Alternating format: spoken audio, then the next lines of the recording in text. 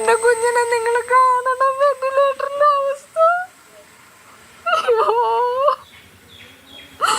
ഞാൻ വിളിച്ച് മെമ്പറിനോട് പറഞ്ഞപ്പോ പറയാം, പട്ടി കൊല്ലം പഞ്ചായത്തിൽ നിയമമില്ല, എന്നെ കൊല്ലം നിയമം ഉണ്ടായി പോയില്ല, എന്റെ കുഞ്ഞിനെ കൊന്നു കളഞ്ഞില്ലേ.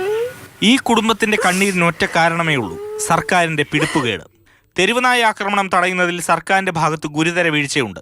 പത്തനംതിട്ട, ഇടുക്കി, ആലപ്പുഴ, മലപ്പുറം, വയനാട്, കാസർഗോഡ് ജില്ലകളിൽ കഴിഞ്ഞ വർഷം ഒരു നായയെപ്പോലും വന്ധ്യംകരിച്ചിട്ടില്ല. ഏറ്റവും കൂടുതൽ നായകളെ വന്ധ്യംകരിച്ചത് പാലക്കാടാണ്, അതും വെറും 4224 എണ്ണം. സംസ്ഥാനത്തുടനീളം വന്ധ്യംകരിച്ചത് 15767 നായ്ക്കളെ മാത്രം. ശരാശരി 3 ലക്ഷം പേർക്ക് വർഷവും നായകളുടെ കടിയേൽക്കുന്നുവെന്നാണ് കണക്ക്. നായ്ക്കൾക്കുള്ള പേവിഷ കുത്തിവയ്പ്പിലുള്ള കുറവും പേടിപ്പിക്കുന്നതാണ്. വെറും 88,744 നായ്ക്കൾക്കാണ് കഴിഞ്ഞ ഒരു വർഷ കാലയളവിൽ കുത്തിവയ്പ് നൽകിയത്. ഏറ്റവും കൂടുതൽ തിരുവനന്തപുരത്ത് 26,746, കുറവിടുക്കിയിൽ വെറും 320 നായ്ക്കൾക്ക് മാത്രമാണ് കുത്തിവയ്പ് നൽകിയത്. ഇത് കൊണ്ടുവന്ന് ചെയ്യിക്കാനുള്ള സംവിധാനം ഒരുക്കേണ്ടത് ഗ്രാമപഞ്ചായത്താണ്, ത്രിതല പഞ്ചായത്ത് സംവിധാനമാണ്.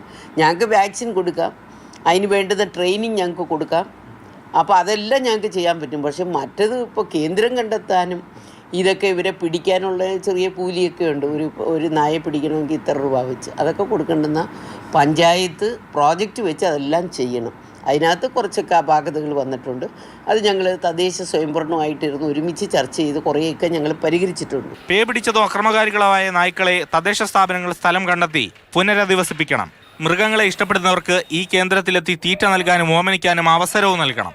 മാലിന്യ കൂമ്പാരത്തിൽ നിന്ന് ഭക്ഷണം തേടി ജീവിക്കുന്ന നായ്ക്കളെ അവിടെ നിന്ന് അകറ്റാൻ കൃത്യമായ മാലിന്യ സംസ്കരണം വേണം. എങ്കിൽ മാത്രമേ തെരുവ് നായ്ക്കളെ പേടിക്കാതെ മനുഷ്യന് ജീവിക്കാനാകൂ. ഇതുപോലെ തെരുവിൽ അലഞ്ഞു തിരിഞ്ഞ് നടക്കുന്ന നായ്ക്കൾ പ്രശ്നമുണ്ടാക്കിയാൽ തദ്ദേശ സ്ഥാപനങ്ങളിൽ അറിയിക്കാം. സമയം കിട്ടിയാൽ മാത്രം അവർ ഇതിനെ വന്ന് പിടിച്ചുകൊണ്ടുപോകും, വന്ധ്യംകരിക്കും. എന്നിട്ടോ അതേ സ്ഥലത്ത് തന്നെ തുറന്നു വിടും. അല്ലാതെ മറ്റ് സംവിധാനങ്ങളൊന്നും നമ്മുടെ നിയമവ്യവസ്ഥയിൽ ഇല്ല. അതിനും മാറ്റം വേണം ഈ പ്രശ്നത്തിന് ശാശ്വത പരിഹാരമുണ്ടാക്കാൻ. സുധീഷ് തിരുവല്ലയ്ക്കൊപ്പം AK സ്റ്റെഫിൻ, മാതൃഭൂമി ന്യൂസ്, തിരുവനന്തപുരം.